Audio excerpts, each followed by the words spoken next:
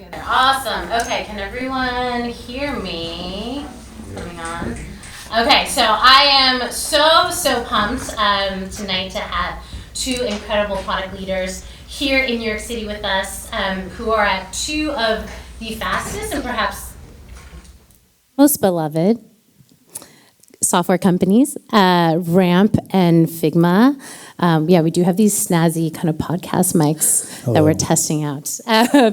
So first up, Geoff Charles, who joined Ramp just before the company launched its first product. Since then, Ramp has experienced tremendous growth as the single platform to manage all of your business spend, surpassing $100 million in ARR within just 2 years.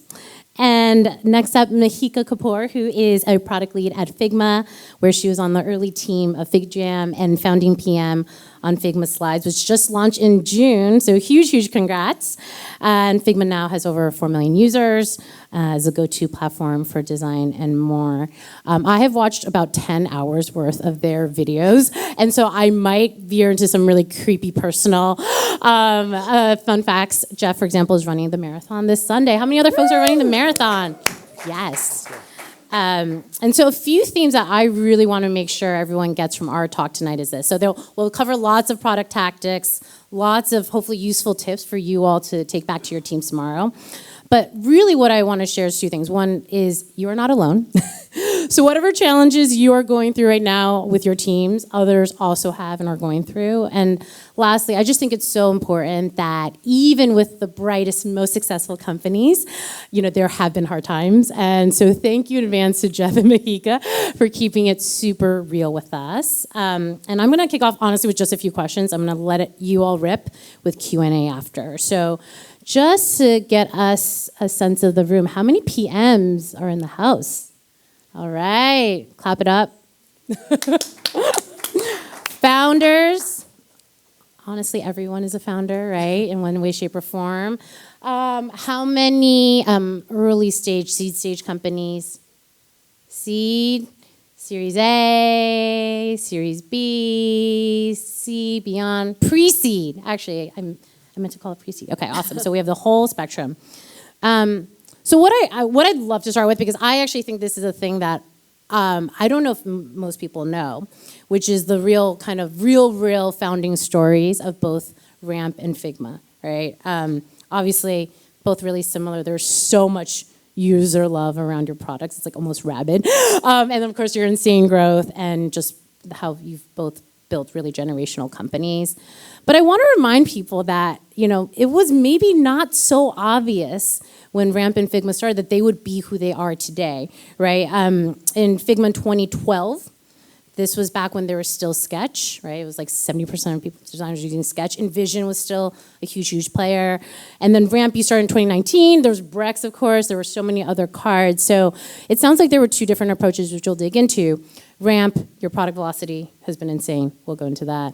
And then Figma, you didn't start shipping to beta users for 3 years, which I just think it goes to show there's so many different ways to success.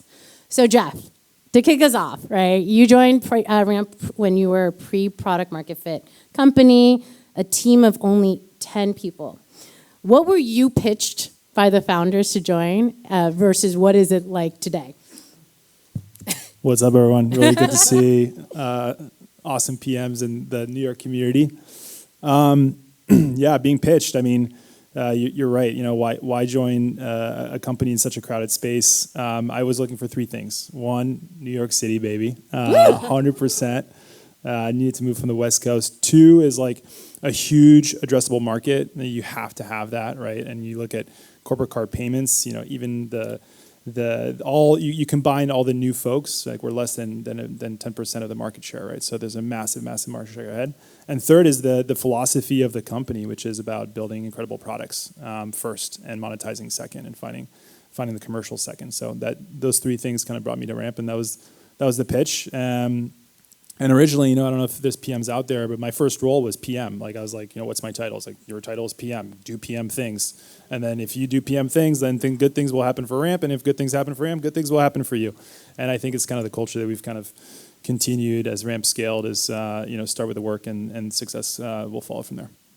Yeah, and you and I were just chatting earlier where I asked if now you all cover so much product surface area, right? Across spend management, bill pay, accounting, expense management. But I'm still curious if on day zero, on day one, the founders had that vision in mind. Did they know, hey, we're gonna go and just like take over everything on business spend? Because you had shared with me, we didn't actually have product market fit in the very beginning. So curious about the story there. I don't think we did, right? So I think the thing you have to remind yourself is like, you know, what you have today is very obvious if you look back, but the path to get there is made of these like micro decisions that at the point in time are incredibly not obvious. For example, you know, the early days, you know, we were just a card product and every company had an expense management product. And they were like, do you integrate with our expense management tool? Every card integrates with your expense management tool. Why don't you integrate with, you know, Coupas and the Expensifys of the world? And if you ask the customer, that's what they want. If you ask the sales team, that's what they want. That's what the customer wants. That's what closes the deal. But you have to have a high conviction about, you know, the job that you're trying to solve, right? And the job that we're trying to solve is making expenses easier. And you can't really make expenses easier if you're using someone else's expense management solution. And so we decided to build our own. It took us, you know, 6 months. We lost all the deals that wanted to integrate with Expensify. We probably made the sales life harder near term.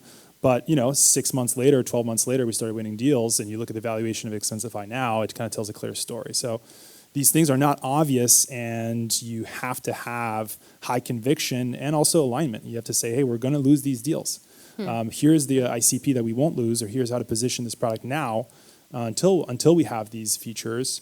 But commit and you know, see if the hypothesis runs true. Yeah. I love this line. We didn't know how to grow. We didn't know who we were targeting. We were just testing a ton of different things and seeing what worked. I mean, I know there's so many founders who are kind of in that dark forest, it feels like, trying to find the light. Any other pro tips on that? Early product market fit, right? You know, most of our growth was friends and family, right? Just knocking on doors, be like, please, you invest in the company, like, please just use our product. And it was worrying, right? It was like, oh, hey, like, you know, are we really on point here? And it takes. There's never one moment, right, of product market fit. It's an accumulation of things, but for us, it was finding that one use case that was like, I get it now. And that use case for us was COVID happened, everyone went back to work from home, and suddenly you had a distributed workforce. How do you actually do expenses in a distributed way? We basically launched like virtual cards that you just request to get approval, and then you can spend on anything virtually. And then that basically kicked off, okay, like I get it now. I can solve one problem, which is my employees being remote and needing to buy, you know, their working from home setup digitally. And I don't want them to put that on their credit cards. I want them to use corporate cards. So that basically kicked off. But to do that, I think you had to just continue to test things and learn. And we used our demo environment a lot to just like try things out. PMs like attend the sales calls, like do the discovery with the sales team. You have the same goal, right, to find the pain point and to pitch the product. So why not use sales as a way to actually test your product hypotheses early on? Yeah. We're going to get into a whole sales section because we're obsessed with sales. And I'm always so curious how product works with sales. So we're going to swing back to you. But Mihika, the thing that I don't know if everyone knows this. I only learned this probably more recently with Figma is that, again, for 3 years, you were kind of like under wraps in the earliest of days. And if people know this, but Figma is actually very technical product under the hood. It might feel very seamless, and the UI is beautiful, but under the hood, it's actually a multiplayer, real-time collaboration tool, which takes a lot of work to get there. So, while you were not there in the earliest of days, I feel like this is like Figma lore.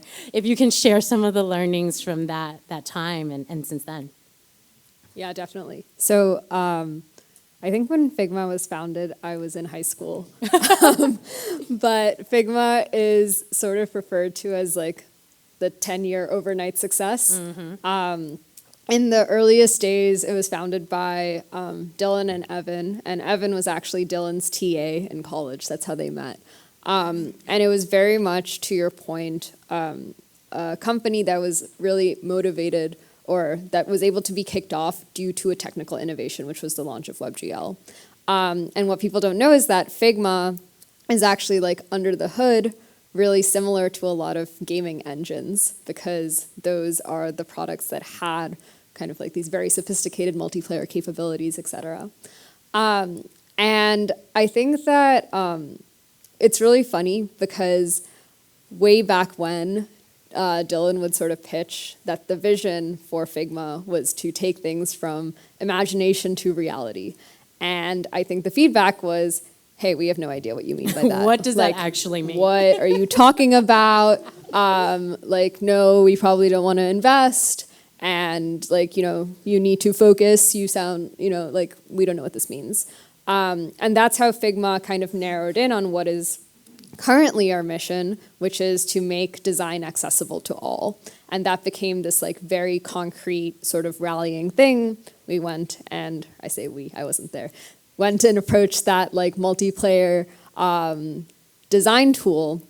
And in and of itself, that was so spicy. There were a lot of people who said, oh, if this is the future of product design, I want to quit, or I want to change careers, because it was so controversial at the time to have multiple people looking into a file while a designer was designing.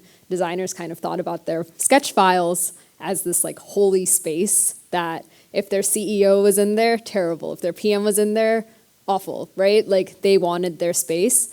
And so it was really spicy at the time. And so there was this like honing in on this very kind of concrete thing of making design accessible to all, doing it through this multiplayer browser. And I think now, many years later, we've really accomplished or are, trending in that direction of like truly making design accessible to all. And now what's really interesting is Dylan's been calling out that original vision of how can we basically take things from imagination to reality is in a sense re-becoming our mission/vision. It's very full circle, and that as a company we're now thinking about, design to production and taking things not only from like idea into the canvas, but from like the canvas out onto like, your computers and your phones and things like that. And so it was this like very grand ambition that got scaled down temporarily only to be scaled back up. But yeah. That's really special. And I think that's such a good dovetail because, again, we talked about vision and whether or not you need a vision at the outset. It sounds like maybe yes, maybe no. But then the next thing that we probably talk about the most with founders and product leaders really is prioritization. Right? We only have 24 hours in a day. I think if we had the choice, we would all be able to build everything we want to. But especially for those of us in B2B, right, there's a number of competing priorities, which is, of course, the end user, who might be using an incumbent tool, and or there's other competitors. Plus, they sometimes want things to, they want to see feature parity already. And as I think a product leader, you want to be pushing forward the forward vision, right? So constantly balancing what I call this like short-term versus long-term. I'll kick off with you, Geoff, because you all, do not have a long-term roadmap, right? You have a long-term vision. So if you could tell us how that works, at RAM in practice and reality. Yeah, I mean, some spicy takes on this one. I think a lot of time is wasted figuring out what the priorities are, and I don't think it matters as much as people think. We love hot takes. More hot takes. Like, whenever I have a discussion with someone on my team saying, should we do X, Y, or Z, I ask them, how long will it take us to do both?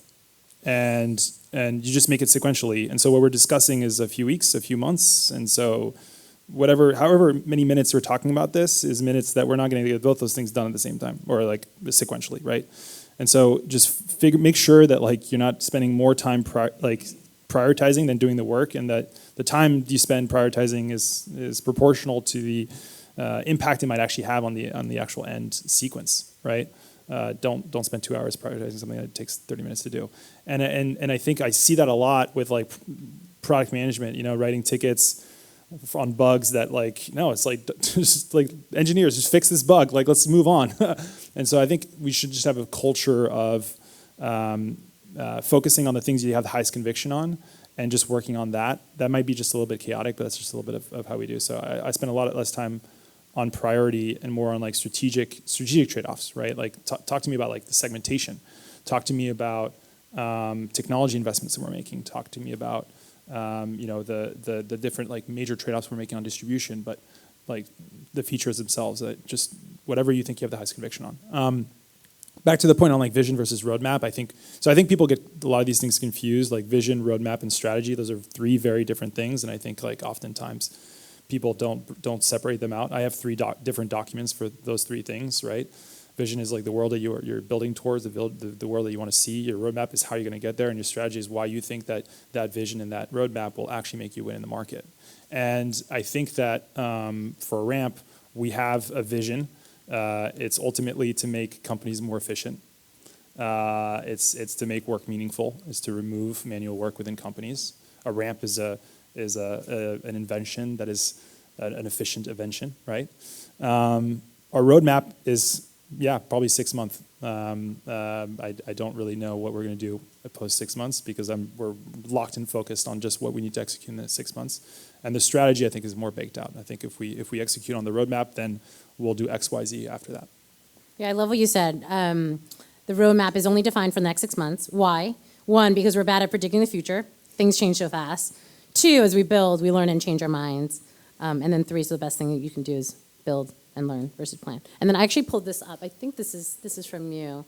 From back in the day. From Lenny's newsletter. So in case that's helpful. But I think that's such a, again, hot take, if you will, but so important to distinguish. You do have one more note, which is to not look at the numbers, which is... Oh yeah, that's the other thing. Yeah, I mean, so again, the hot take. Don't take this and just throw out. Don't take this at face value. But so I mean, who here is in B2B versus B2C? B2B. Okay, a lot more B2B. Yeah, SaaS.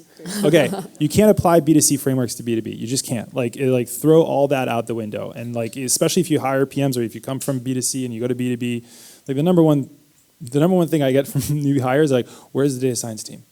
And I'm like, what, like, well, how do we know if we're right? Like, you talk to the customer. You talk to the customer, and if they're like, "Yep, this fixed my problem," then you're probably right. So, I've unless you're in growth, that's very different, or risk. Growth and risk are the biggest ones. Like, I certainly don't look too much at data. It's way too lagging. It's very easy to gamify it. Look at adoption, look at customer satisfaction, sure, but the rest is like find people who love your product, and it'll be very easy from there. Awesome. And then on Figma Slides, I think that's the really interesting story because you might argue that this was not prioritized per se by the leadership. So maybe we can share the inside story of, again, what went on to get Figma Slides launched this June. Yeah, definitely. First, maybe to build on what Geoff was just saying, when I switched and joined Figma, I was really shocked by the fact that there weren't all of these lofty, in 2 years, in 5 years, this is what the world would look like, and they were nowhere to be seen in any of the strategy docs. And I was having a conversation with Geoff, who is one of the VPs of product, and I was like, it's really interesting, Figma never, talks about what it's going to look like in 2 years or 5 years, and like, I used to do this always, and why don't we do this? And he looked at me and he was like, okay, so like how often were you right with your prediction? And I was like, okay, fair, never.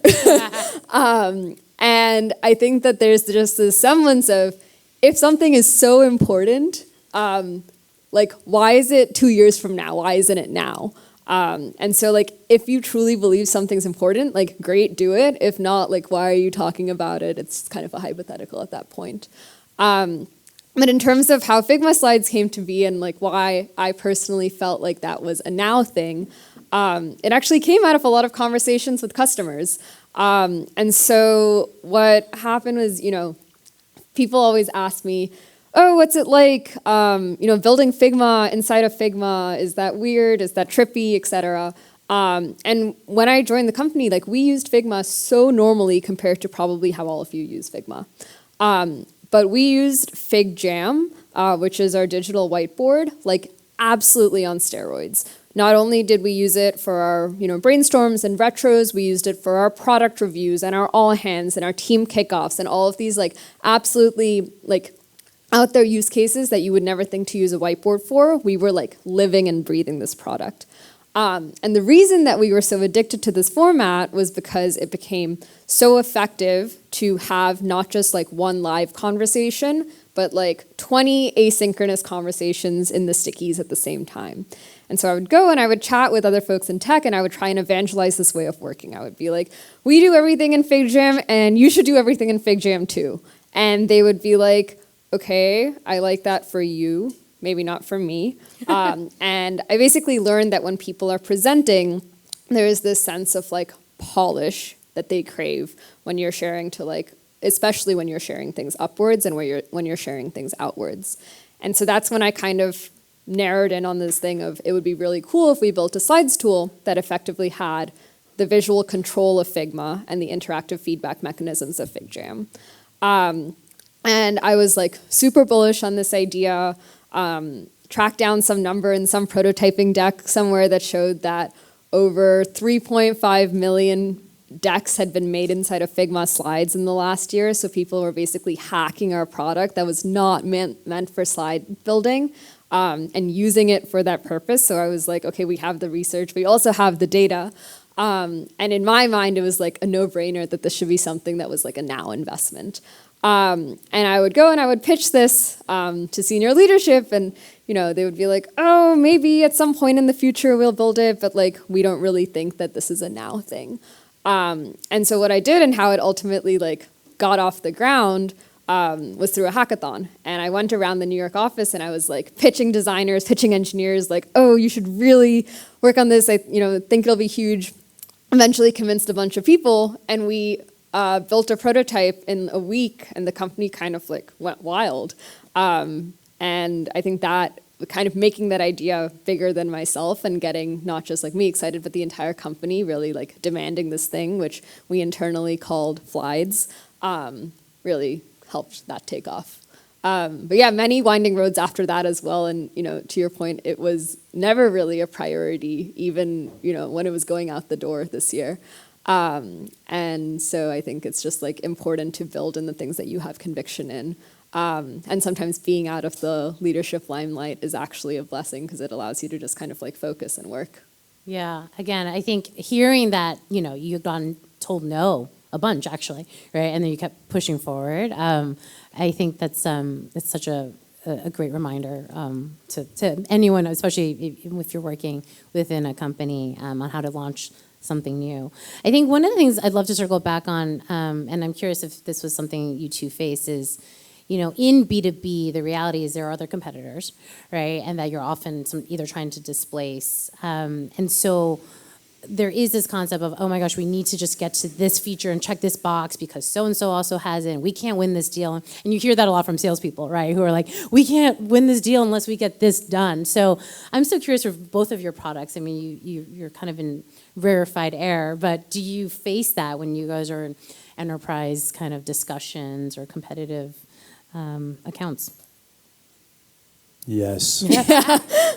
That's all we need to do. I mean, Feature Factory's got a bad rep. I think Feature Factories are fantastic, and here's why. Like, there's certain things that are so obvious, and you can be on your high horse, being like, let's brainstorm and take a FigJam and just do 16 different types of design sessions and figure out. But like, it's the thing. Just build that, and like the only thing that you have is. I think certain agility to ship stuff quickly and be wrong and change. And so now I think where things go wrong is if people don't have accountability for it. And so I'm a big believer in like bringing engineering and design and product to the customer. It's not a feature factory of like. The customer tells the salesperson, that tells the solutions engineer, that tells the PM, that tells the engineer, or the designer that tells the engineer. Like, that's just so inefficient, right? Go sit in their office, go pitch the product. They will tell you 16 reasons why they're not buying it. That night, build it. The next day, go back to them with a demo and be like, we listened to your feedback. We've solved 2 out of those 10 things. What will make you commit to a pilot? And that's how early stage, like, you need to be that fast to win these deals. Like the customers we got were not buying Ramp because of what it was today. They were buying Ramp for what it could become. And I think, and we've done this, like we've done demos where that night we ship the thing, and the next demo we show them that we, Shopify is a customer of ours, Airbnb is a customer of ours. They were like, we have huge events and we need to automate attendees. That night, we built that thing, and so, yeah, I do think that you obviously need to do value selling. I'm not saying feature sell. There's a whole piece on that, but that doesn't preclude you or exclude you from building the things that they actually need to do their jobs and move fast. And I think the new engineers and the new motions of product building and engineering and the tools that we have enables us to build code at a speed that is insane. And I think that that's actually a huge advantage compared to the incumbents that have not adopted those technologies. I think code and features are actually extremely cheap, thanks to the solutions that are out there. Yeah, and if you guys want to deep dive on, again, like the velocity principles by which I think, Geoff, you've really led the team at Ramp, you should definitely check out this. I'll follow up with the podcast. But the one thing I thought was interesting, I'm not sure if this is still the case, is that you structure teams by outcomes, by business outcomes, or like sub-teams, I guess. Maybe you can talk about that a little bit.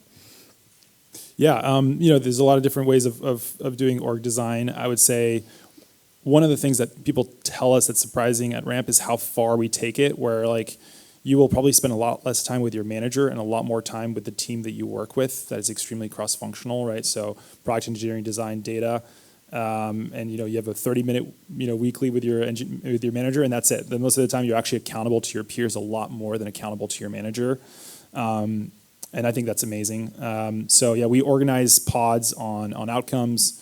Basically, like can you give an example? Like personas and jobs to be done. So for example, we have an accounting persona, and it's all about the job is how do you close your books, how do you reconcile things very quickly. We have an employee persona, and the job is how do you automate the expense report. We have a bill pay persona. It's all about how do you actually automatically pay your bills. So just giving that goal and that outcome, and then you might have certain goals, we're going after enterprise. So if you go after enterprise, you take that's more of a horizontal goal across different pods. Then you basically create a team within that is accountable across all the different pods that report to that PM that you say, hey, we're going after enterprise. And that's another way of using the pod structure efficiently. So while you might report to different people and you be in a single pod, we keep reporting structures pretty fixed because that's emotional to change managers. But we shift pods fairly often based on what people are excited about or have the competency to do. Yeah, I think it's so interesting, and to your point, maybe it is pretty different from other companies. So no horizontal teams. We try not to. Wow. Because it's then how do you prioritize if you have 5 different customers? It's like everything gets escalated at that point, right? It's like politics. My thing's more important. Mm-hmm. And so we try to. There's a lot of philosophies. I'm curious, how Figma does it, but for us, it's if there's a horizontal team that's blocking your thing, it's either you build it or we're going to build it on your platform. But either way, this train's moving. We do have this philosophy at Ramp, which is the train is moving. You're either waving or you're on the train, but you're not on the train tracks. One or the other. Yeah. Nice. Mihika? Yeah, I think the way that we are structured is we have a combination of vertical and horizontal. So we will have the product teams, so Figma Design and FigJam and Figma Slides, Dev Mode, etc. And then we have cross-cutting teams such as enterprise and growth, monetization, AI, etc. And so there's kind of this hybrid structure. But to your point, certain horizontal teams will end up spiking on certain initiatives. Yeah. Sweet. Okay. Next up, and I love talking about this topic, clearly. Just the hard shit that maybe you two did not expect, right? Again, from the outset, I even said to the two of you, I'm like, Ramp and Figma sounds so perfect. Have you ever faced anything difficult ever at these two companies? So Geoff was very open and shared, maybe a few examples when, it wasn't all just easy peasy. What were my examples? You had said our bill pay product. Yeah. Everything is super hard, right? And even the more successful you become as a company, the higher the expectations, right? There is this thing called growth rate, and unfortunately resets, right? So everything is really, really hard, and the expectations keep getting higher and higher, and you know, that's, you gotta stay motivated and find the things that motivate you in every shape and stage of the company. I think that for us, some of the challenges were finding conviction in secondary products. So I think you talked about, you know, how you had to hackathon and get internal buy-in, and at that point, people started caring. And I think it's important for people to remember that, you know, your sales team is not going to care at all about your secondary products. They're like, yeah, we got one money maker, and until you can prove out that you can make money, we're all in that. The finance team doesn't care. Sometimes the executive team doesn't care. And it took us a while once we launched our accounts payable product. And by the way, our accounts payable product, like we were in discussions with like a fairly large publicly traded accounts payable company that, you know, whether they're going to partner with us, and there's another strategic trade-off there with build versus partner. But it took a long time for that team not to be demoralized. And I think that, you know, one of the biggest challenges was how do you get teams wins often and encourage them, even if they're not the cash cow, even if they're not in the limelight, without, you know, putting too much pressure on them. So setting expectations, finding intermediary milestones, celebrating short wins is important to continue that, and making them understand that it's a marathon. Like, you know, you're competing against a core product that has 5 years. You guys have 5 months. So that's one big challenge. You know, other challenges was always around you know, people that were hiring and making sure that they're successful. I think that, you know, one of the biggest mistakes that we've made always around people and always around like hiring, which is arguably the hardest job. And the learning there is that you need to be super opinionated about like what you're actually looking for. So a classic example is growth. Like, what does growth mean, right? Like, are you talking about like account management? Are you talking about like an SDR? Are you talking about like an AE? Are you talking about like channel sales? Are you talking about like an actual like paid marketer? Are you talking about like a life cycle marketer? Like, what does growth mean, right? And if you're going to hire someone as a head of growth, but you haven't figured that out yourself, like that person's going to be set up for failure, right? Just like if you're a founder hiring a PM, but you haven't actually figured out the product yourself. So every time we hired a head of, but we actually weren't clear about what the head of was really supposed to do, like the head of had a really hard time. And sometimes the people pull through, but it's despite, you know, us helping them. That's such a good reminder. All right, Mihika, what shit has not worked at Figma? So I think that for slides specifically, the most, like, I think personally agonizing thing for me was like the number of times that I was told no. I think that, you know, went and heard no the first time, and so launched the hackathon project, did this whole fancy demo, the Zoom like erupted, everyone was like, oh my God, so cool, how'd you build a product in 1 week, et cetera, et cetera. I was like scrolling through the Zoom chat afterwards and I was like, oh my God, I did it, like, you know, we got the green light.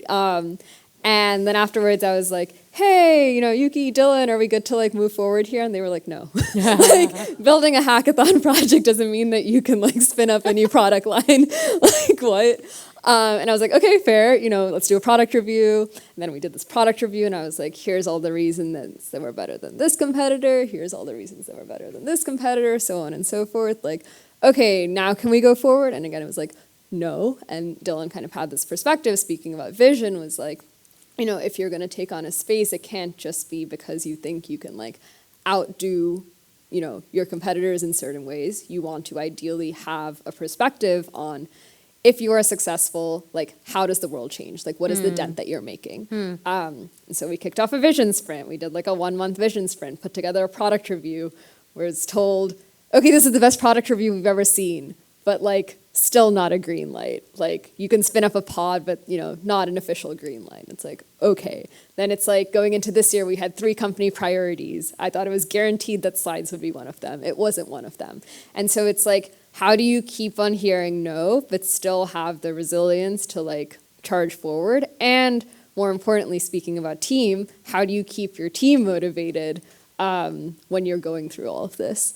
And so I think that was something that I think set the bar very internally high in terms of the amount of conviction needed to actually push something through, despite not necessarily like having the wind underneath your wings, made it all the more fulfilling ultimately. And I think really pressure tested the idea in a very positive way. I mean, I think you really want to be at a company that is holding that high bar for things that are ultimately getting built. And I think that this was a case where there was excitement and buy-in that this was going to be important at some point in the future. And the question was really just kind of like a why now? So I think that was like one thing that was like personally huge over the last year or so. I think another thing is like, I really agree with the point about going from like one product to multiple products. I think in the case of Figma, it was really interesting because Figma was this design tool. And our second product, FigJam, was meant to really kind of break out of just building for product designers and build a product for everyone.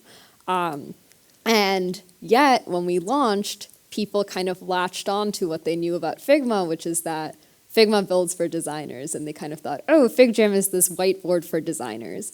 And so there's this really interesting question about like, how do you break that sort of perception that you might carry from your first product? And how do you actually make it clear to people that like that is a starting point, but that ultimately as a company where we care about the entire company, we care about the entire product development cycle. And I think, you know, as we've started investing more in those like marketing and sales narratives, that's like started clicking. But I think that perception just takes like a really long time to shift.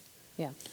I find it really fascinating to hear kind of your story around like, because I'm thinking about like how many times I've said no to people too. But I think it's important to call out, right, that like they didn't believe that Figma could accomplish what you've clearly accomplished, right? There was a piece around. I'm curious how that resonates. Like how I wonder if this was a part of their vision, right? And if by proving them that this was a reality, did that have an impact on their actual vision? I'm curious, like where the misalignment was. Yeah, I think it really was a sequencing thing. I don't think. I think, for example, coming out of the vision pitch, we did align to like staff this, explore this, etc.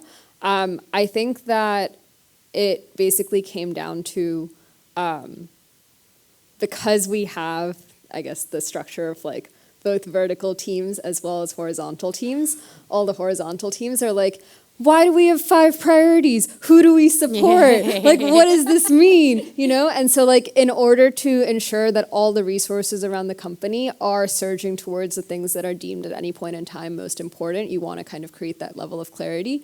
And so what ended up happening is like, the slides team ended up building with like, up until probably like a month or two before config, like no partner team support. And I think that ended up being like ultimately really focusing for the team because you got to just like put your head down and build. But I don't think it was wrong that it wasn't a priority. I think that, you know, there are so many important things that the company is building. And I think it's actually like really great that leadership was able to provide clarity to all the partner teams who were like, what do we support? But I do think that like personally being on the team that was like pushing for this, it was a lot. Yeah, absolutely. I mean, it's just a reminder, multi-product is hard once you expand from 1 to 2 to 3, and I know many people are on this journey. And then the last piece of it, I think everyone's going to go home tonight and look at their org charts and think about the implications, right? Because that really is how you team, and that comes up with a lot of that. And I think, yeah, just to the question about vision, I do think that like building a slides product and going in this direction was in keeping with the ultimate vision. It was more of like a timing and sequencing thing. Yeah. Yeah. Awesome. Well, this will not be an enterprise tech meetup with a bunch of enterprise tech nerds without talking about going up market to enterprise. And we touched on it a little bit, but I do think there's a few tips that both of you put in that I just would love to hit on, because I think, you know, the reality is most PMs have to interact with the sales teams at some point. And so, Geoff, you had said to build a company, you need product, people, and distribution. If you only have 2 out of 3, you will fail. Do you want to continue that thought? Or I could read it back to you. Yeah. I think people forget that, you know, you can have great people, but if you don't have a great product, you're not going anywhere. If you can have a great product, but you don't have distribution, you're also not going anywhere. And so PMs that I've talked to are sometimes too focused on the product and not focused enough on distribution, and they see sales as a way to lose power or influence, and I think that needs to change. Early on at Ramp, I was like, okay, like my product can sell itself. Right? Like, how can you not just like land on my website and just like sign up, give us your social security number, link your bank account, and like literally get underwritten for credit? I don't need sales, right? And that was completely wrong. Like, I think we took PLG to its logical conclusion, which is like it's great for simple products that. But if you're selling an entire suite of financial products to a finance team and they're deploying it to thousands of employees globally, like they need to talk to someone. And so I think the learning I had was that it's not about PLG versus sales. It's about how does the product enable the sales team to be extremely efficient with their time. And I think there's a whole wave of SaaS tools for RevOps and sales ops and go-to-market ops and all that stuff that is making teams much more efficient. We've built internal teams on growth that are just like extension of sales, right? Like automation of emails, automation of onboarding, automation of lead scoring, lead routing, in-app experiences for you to contact sales, chatbots that lets you talk to sales and get distributed that way. So we've built a ton of tech actually that enables you to just get connected to people instantly, and that's a huge part of our growth. The vast majority of our revenue is sales owned, and then my goal is not like how much of the percentage of revenue is self-service, which is an ego thing. It's much more like how efficient can we make each team so that they can hit quota time and time again every month, and kind of continue scaling. So, I love that. Yeah. I love that. And Mihika, you've talked a bit about the cadence that you've had with sales teams, creating artifacts with them, going to customer convos. Do you want to hit on one of those too? Yeah, definitely. So, I mean, I think the interesting thing is with Figma, like early days truly was a lot of like PLG. And I think that came out of designers being the initial audience and them being such a heavily like network, tightly connected audience. And so in order for Figma to take off in the early days, what Dylan, our CEO, did was basically scrape the Twitter API, figure out who were the most influential nodes on design Twitter, and then make it like his mission to convert those people and flip those people.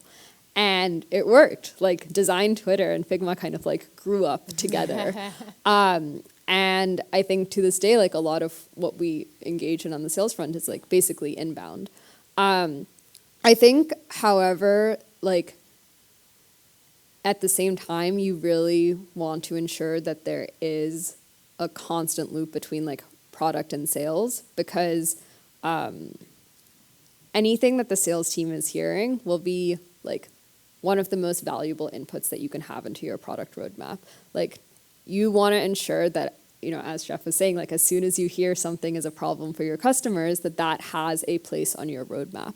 And so we kind of take this like bifurcated thing where like sales is one input, research is another input, and like online channels like Twitter and stuff like that is really like a third input. And we have like PMs and engineers and stuff like that engaging on those channels directly with users, to the extent that like most of my Twitter DMs are probably people giving me like slides feedback.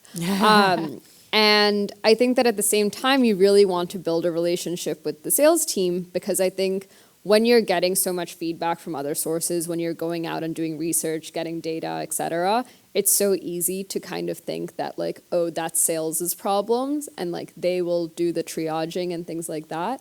But I always feel like hearing firsthand the pain point that someone is experiencing is so much more powerful than hearing like a summary of it through someone. Right. And so something that I love to do is like literally hop on sales calls to the extent that I can, and then hear directly from the customers, like, this makes no sense to me. And like hearing that is so much more potent and is so much more likely to like truly impact your roadmap than hearing like some distilled summary. Yeah. And so making the time for that and carving out the time for that, despite all of the other inputs you're getting, will be hugely important. And I think also like as you get towards like the bigger like enterprise customers, those will be the primary channels through which they're communicating with your company. And so leaning into that is really important. Yeah.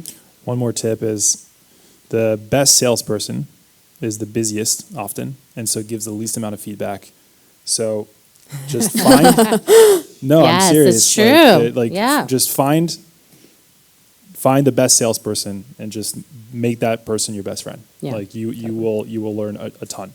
Not every feedback is weighted the same. If you're able to close deals better than anyone else, then you probably know the product and the positioning and the gaps better than anyone else. Versus someone who's didn't close a product and blames, like says, hey, it's because we don't have XYZ feature. Yeah. So yeah. That's a really good tip. Also, Geoff, go ahead. I was just going to say, some of the best PMs like come out of sales. Like there are a bunch of PMs at Figma who were like account executives back in the day, just because those are the people who are like so incredibly attuned to customer needs. That's so interesting. And Geoff, do you still own customer support? Yeah. Okay. Can you talk about that really quickly?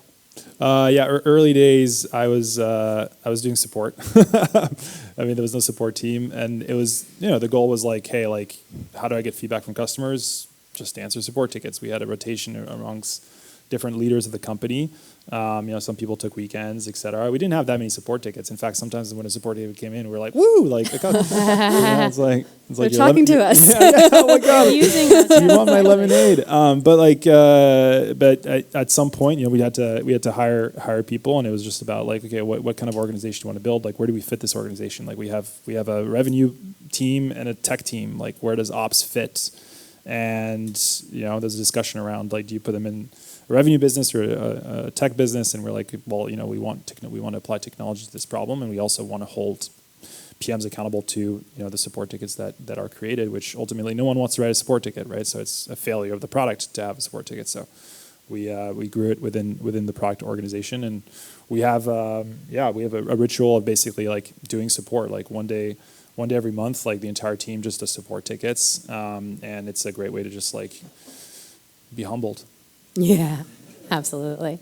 Absolutely. Okay, I have one last question, then I'm going to open up to everyone else. But what is one thing you wish you had known earlier on your life journey?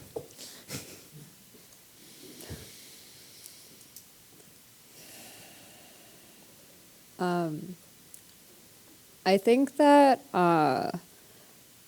something that was trained into me early that had to be untrained was, generally speaking, when you're talking to users, common advice is, don't go in with like any preconceived notions. Like, otherwise you're going to bias them. Otherwise you're not going to get like an unfiltered conversation, et cetera, et cetera. And I actually think this is a pretty huge mistake. I think that when you are going out and talking to customers, it's really helpful to be opinionated. And one piece of advice that Yuki, our CPO, gave me is that when you go into customer conversations, ideally you go in with at least what you think is like an A- idea in your head. Because best case scenario, the customer sees it, they're like, this is exactly what I want. And you're like, okay, cool, it was an A+ idea. And then if it's not what they want, showing them something that they feel like is totally wrong is actually much more likely to elicit like a strong reaction from who you're talking to. And so if you go and put a stake in the ground, they will probably respond with like another stake, versus if you go in with nothing, it takes a lot longer to understand how people actually feel about the things that you're building. And so like, don't be afraid to like go in with opinions, I would say. Yeah, that's awesome. Something I wish I had known. I mean, I think I don't have a good answer for this. I think that you need to don't underestimate your superpower. I think is pretty important. Like, I think everyone here has a superpower. Either you know it or you need to tune into what that is. You might actually think it's something, but it actually might be something else. And maybe ask. Like, we don't give feedback to our friends a lot. Maybe ask for feedback from your best friends. Like, hey, like, how do I come across? Like what is something that I'm like really good at? And for me, like, my superpower is like energy. Like I am like, I'm like the electric bunny, like, or whatever. Like, I just never, I have a positive attitude. I will work around the clock. I will give my energy to the team. And I think that I wish I had learned how to tap into that more, but also more importantly, like, how do you find the superpowers of people around you, and how do you like get them to like lean into that superpower, right? Like, and so that's now my role now, and I think, you know, it's as a manager or as a leader, you need to make people see what their superpowers are and how to bring it out, and also find a role for them that makes that superpower shine. Yeah, I think you know, that is so meta. The superpower is finding other people's superpower. I love it, and it's that's not my superpower. That It's my boss's superpower for sure, right? Yeah. I think our CTO is like, he'll be like, this person, put him on this thing and tell him this goal, and it's like, my God, how did you see that? Yeah. I didn't see that. So yeah. That was very special. I'll just end with one thing I thought you'd put in your notes, or I heard somewhere, is just that to not underestimate, you know, maybe as a founder or as a leader, when people are building and shipping things, to just jump into, I think you said Slack sometimes, like Eric will just jump in and be like, that's cool shit. You know, and like how much energy an engineer would get to be like, oh my gosh, like they see me, they see how hard I'm working, they see that we're shipping this, and just a good reminder, like build cool shit and celebrate that. Yeah, the culture is a huge part of it. Like whatever the fundamental like limitation to most tech companies is your ability to build, and quite frankly, like, how many engineers in the room? All right, let's give it up to the engineers. Like that is like we were not. I'm not a builder. Like it's all the engineering team. And so how do you create a culture of like a ton of respect, but also amplifying the engineering teams that I think historically have been seen as like, you know, back office teams of just building stuff. I think there's a revolution happening where like engineering is the future. I think also of product. Most engineers know how to do product even better than PMs, and so celebrating that, finding cultures of celebrating that. For example, like when we do demos or when we do all hands, it's the engineer doing demo. It's not the product marketer or the product manager. It's the engineer coming in and showing that. So celebrate All of that. Awesome. Questions? Yes, sir. A question for Geoff. I'm very curious what tech stack tools and processes you use to build so fast. Ooh. You know, when you say overnight I've built it, it sounds like a dream. The tools to give Figma. we said it was like, I wish I had this thing, but someone slacked saying like, oh, like Ramp is building the Figma for finance, and then someone responded like, Figma is building the Ramp for designers. Tech stack, pretty opinionated. We use Linear for ticketing. We use Figma for design. We use Google Docs for specs, but no one reads them. Everything's really in Figma. And we are like super power Slack users, like up the wazoo. Like, and there's like, you know, happy to chat offline about best practices there, but I've never really opened an email. What about the engineering? Engineering team, yeah, they're on Git, and they're. But what programming language? It depends on the team. So yeah. So any reason why you're so fast compared to everybody else? Why are you so much faster? So it's I don't think, you know, we don't. It's not like, you know, we have like you know, sure, we use like the AI products on engineering as well. Yeah, mainly Python shop, but I think the main reason why we build so fast, I think kind of, you know, the pain that you probably felt around like, I need to build this thing and get alignment. Like, you want to build something, prove it to me, and like go build it and find it out. The second thing that I'll just highlight around like our velocity is, for the first year, our founding team was maniacally focused on talent, and we can have a whole other podcast on talent. I'm definitely not an expert in that, but it's not by accident that the best engineers, I think, want to work for companies that are on the stage, and I think that takes a lot of effort. And so, how do you move fast? Yeah, like you hire great people and you get the hell out of their way. Yeah, and it compounds. All right. My name's Michael. I work at Carta. Geoff, we just launched your integration. This is actually related. A question related to that. Not too related, but you mentioned just like working on things you have the highest conviction on soonest in context of how you talked about prioritization. How do you think about getting more conviction on something, or taking the time that it takes to get more conviction on something? What's the question behind the question? sometimes you might have an idea, you know customers are going to love it. You don't know how many customers are going to love it if it's the right thing to work on right now. So you might need to take a month to do some discovery and figure out like, okay, if I build this MVP or if I really flesh this out like a little bit further, can I get like better signal on conviction? But by doing that, you're implicitly making the trade-off that you're not going to be working on something else that you might also have high conviction on. Yeah, we two quick things that I'm also curious on your perspective. One is like, you know, when we do sprints, we have a discovery track and an execution track, and we're very clear on like what's in the discovery versus what's in execution. And so every 2 weeks we have goals for execution and goals for discovery. It's just time box it, right? So this sprint, I as a PM, I'm going to commit to X. I'm going to commit to 5 customer calls and 3 surveys and 2 investor discussions and maybe a prototype with the design team. And at the end of a sprint, the engineer will have built the things that you've done speccing for in the previous sprint, and you'll have higher conviction on that. So I just think like time boxing it. So oftentimes people just take too long. But I think there's 2 different things though. If you're building something to your existing customer, then like they should also be pulling you in that direction. If it's an entirely new persona or entirely new market, that's very different, and that might take a bit more conviction to do. But yeah, I would just time box and use discovery and execution tracks simultaneously. Took me 6 months to prioritize that integration. Thank you. Hi, thank you. This panel is like amazing. There's so many things that I have learned today. One question, I don't know if you could answer about this one. I'm Surbi and I work for the startup. It's called Copia. We are trying to build some features, but our persona groups are really varied, starting from enterprise groups to single-person users. How do you build features which would kind of satisfy both segments of the customer base? And how do you divide your teamwork on the basis of something like that? Yeah. I think that generally speaking,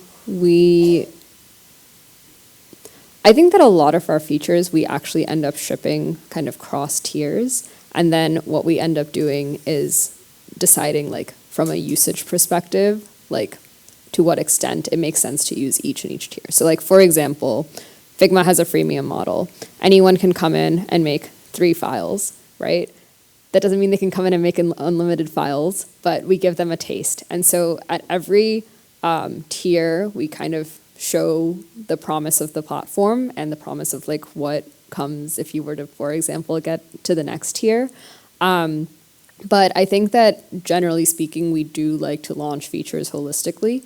And then we do have sort of specific features from like an enterprise perspective once you start getting into like security needs and those things. And that's where one of our horizontal teams comes in and works on things like that. I think that we had a very similar challenge of like where are we focusing? We have small businesses, we have enterprises. How the hell did this happen? And I actually think like it was a lack of segmentation strategy and more around like what is the pain we're solving for. And the fact is that like sometimes the pain is everyone has that pain and everyone is actually willing to buy your product. So just be actually specific on like the pain itself versus maybe the segment. So the persona actually matters more and the pitch and the pain matters more. I would say that you should start hopefully with one segment, but let your sales team experiment on the sides. So for us, it was always like, the image, like have a strong image in your head. And the image was like, where's my MX? Who the hell spent on the MX? Like, what the hell is happening here? And so it's like 50-ish employees.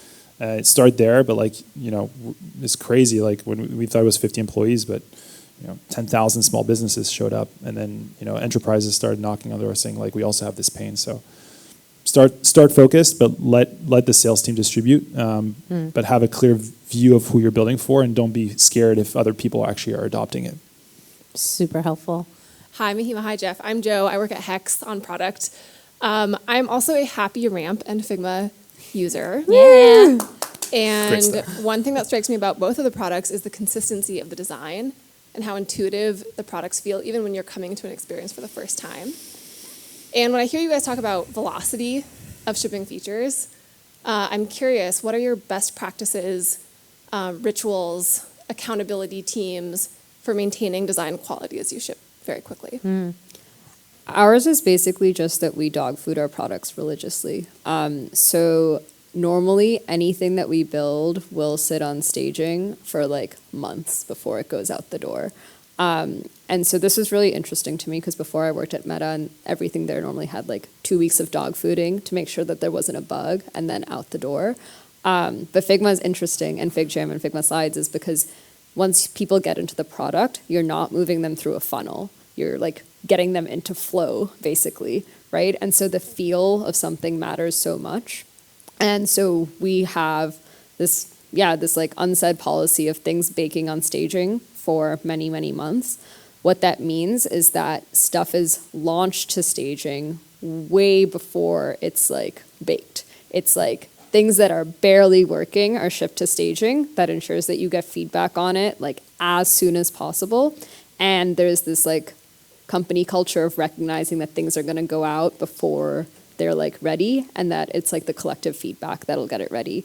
And then each product has its own dedicated Slack channel where everyone from the company posts feedback, and then that's linked up with Asana, and so you kind of close the loop with anyone who provides feedback, and get that into your backlog. We don't do that. Because, well, to be honest, like Figma is an incredibly delightful product, and you're also building for designers. And so if you ship something that like doesn't pass the sniff test, like you're screwed. Whereas like we built for finance teams, and like their bar is very low. But thank you for the kind note. I'm definitely not an expert, but I do. So what we do is we have a design systems team, and they build I guess blocks, and you use those blocks, and so it keeps things extremely consistent and also accelerates developer productivity. And so if you have a design system that you're using, you actually need to make less decisions that might make things inconsistent.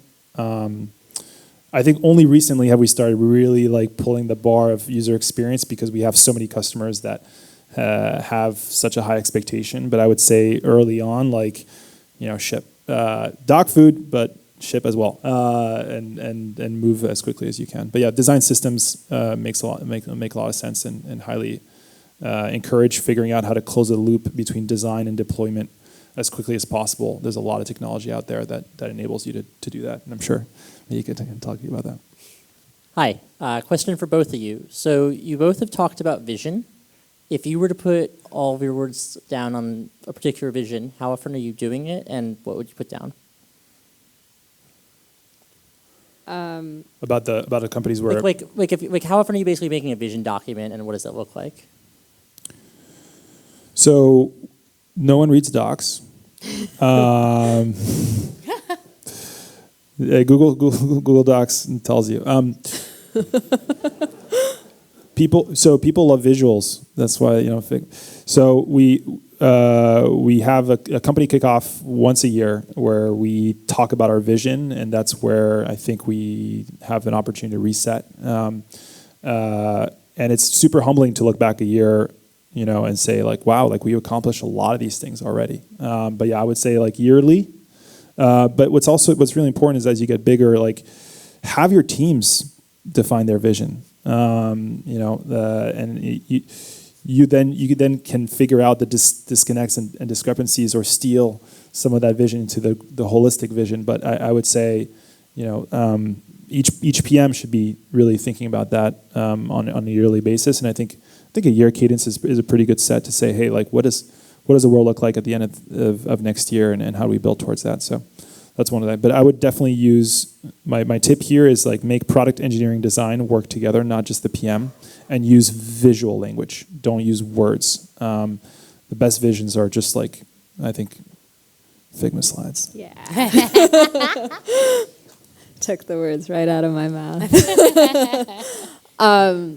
Yeah, I think in terms of format, we use decks, we use slides. I think that what we've found both internally and externally is saying something like verbally or on a page to someone is like so much less effective at getting someone excited than versus showing them like a beautiful design or a beautiful prototype about what can happen if you like do your job right.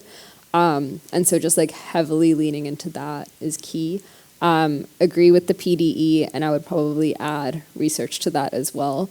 And it could be you going out and doing customer conversations yourself, but I think that what I've found is that in vision decks, they're incredibly more powerful if you're able to not only show that you have this vision, but that it's like what customers are like clamoring to have in their hands as well.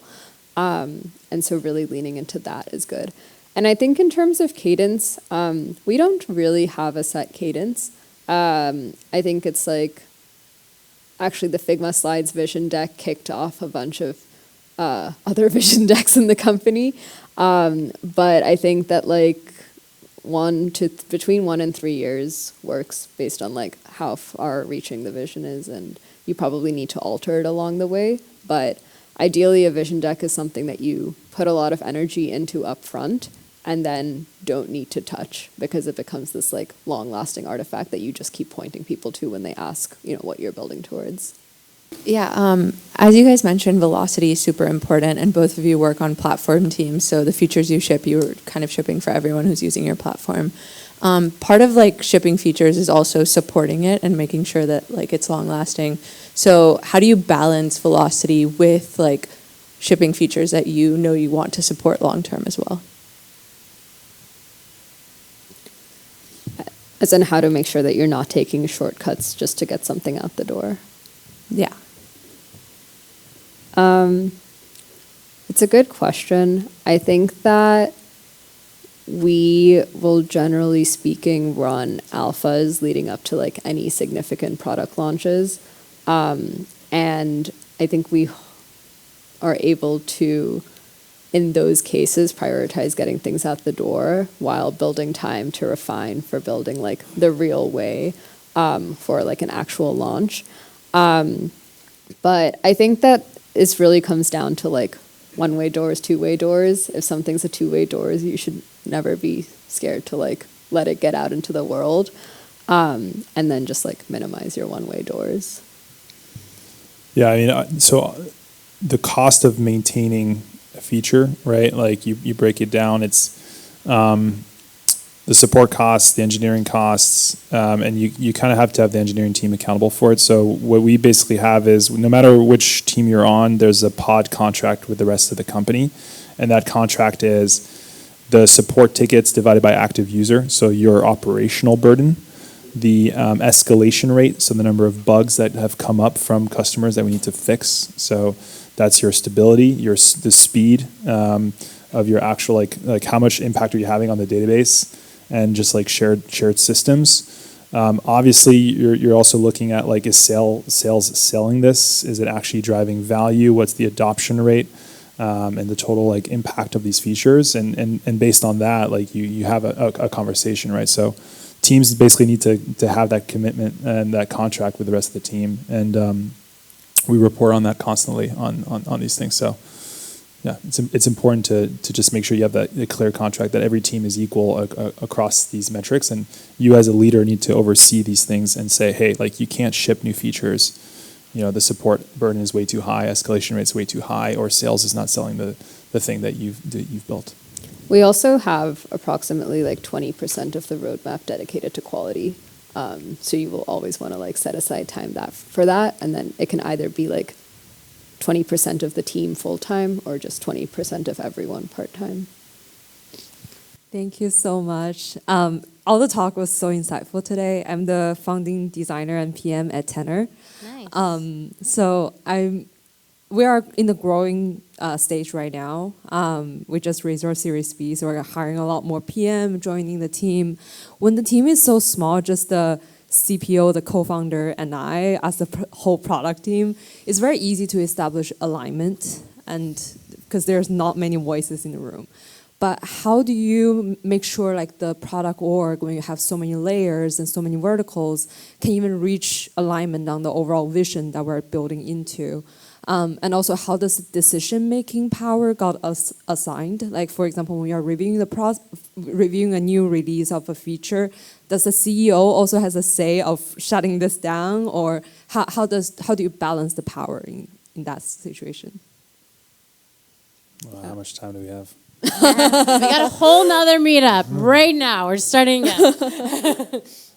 I think that frankly, if the founding team doesn't trust you to make that decision, then why are you hiring? Is kind of my thinking there. Or just I think early on, like I think you need to think like the founders, right? You need to predict what they're going to say. You need to understand their vision, what they're scared of, their complexities. Like there needs to be extremely tight trust, so that you escalate. Right, you don't ask for approval. You escalate what you think they will need to opine on, and they trust you. They trust you with the roadmap that you keep published and the trade-offs that you've highlighted. So I think, yeah, if you're the first PM hire into an organization, like you shouldn't be hiring until you have that trust and you maintain that process. Otherwise, your team's gonna be thrashed by an executive coming in and saying like, what the hell are you doing? And I think within your team, I think it's all about just building in the open as much as possible. So like because we grew up in the pandemic, we were all working in our bedrooms. And so it was all about, just asynchronous communication, and that's a benefit, right? So everything is in the open. You can click into anything. You can see all the designs, the decisions, the decision logs, the specs. And your job as a leader is to constantly extract from that the key things that leaders need, and then jump in when someone's doing something that they might not have context with someone else or is misaligned, and just like amplify that misalignment. So it's the job. I mean, it is really, really, really hard, but you got it. Yeah. I think at Figma, that's probably been the number one thing that's like changed the most during the time that I've been at the company. So when I joined, every single product review was with Dylan and our C-suite, right? And there was no in between. And it was either you were doing a product review with the CEO or you weren't doing a product review. And now we've like scaled a lot since then, and that's like naturally untenable. And so there's kind of this like interesting question of like, I don't know how familiar everyone is with like founder mode and this topic, which has recently come up. It's basically like the idea that if there is a founder who is the CEO of a company, they are probably much more hands-on with the finer details of what's going on than like someone who is like hired in or is operating in like manager mode. And I would say that like Dylan cares so much about the details and also has like incredible intuition, like as a function of all the customer conversations he's had over the years. And so we've just really been figuring out how do we build around that like desire to see that level of detail on every team. And so we have this process where we've recently consolidated the entire company roadmap like into one format, where before it was like every team was doing it their own way. And this way Dylan can kind of flag and align with like everyone else that like, okay, these are the initiatives that require like constant check-ins. These are the initiatives that require constant like FYIs. These are the ones that don't. And then for like every level down, there's kind of like a similar thing where you want to ensure that there's like transparency. And for those like very high priority initiatives, you want to ensure actually that the CEO or the CPO or whoever is like in the room with the PM who's driving it, not like, and maybe the other layers are there, but you want to like cut the communication as much as possible. You do not want it to be the case that for a very high priority project, the PM is talking to their manager, who's talking to their manager, who's talking to the CEO. Like that will not cut it for something that needs to move forward with the level of urgency that something like that might need to move forward. So I think you need to kind of like get a sense of like where your executives want to lean in versus not, and then like build processes around that. Awesome. Well, as Geoff put it earlier, you all got this. So I just want to end on this amazing note. Thank you both so much for just letting us get into the inside secrets of Figma and RAM. Can I get a huge round of applause for Mihika and Geoff? And they've got amazing interviews out there. Check them out. There's still so much we could talk about. And thank you all for coming out tonight. We actually have another, we have many events that at Workbench we host to just bring the great New York City community together. We have one in a few weeks on selling AI native products with OpenAI, Hebia, and Runway. So check us out. And everyone please vote on Tuesday. Please make sure you get your family and friends to vote. And a big thank you again, like I said, to the RAMP team. They've been absolutely phenomenal. So big thank you, last claps for Geoff and Mihika. Thank you. And and thank you to Jessica. We will see you also. We have more drinks, hang for a little bit until 8:30 actually. And that's when we're getting booted. Thank you. Thank you.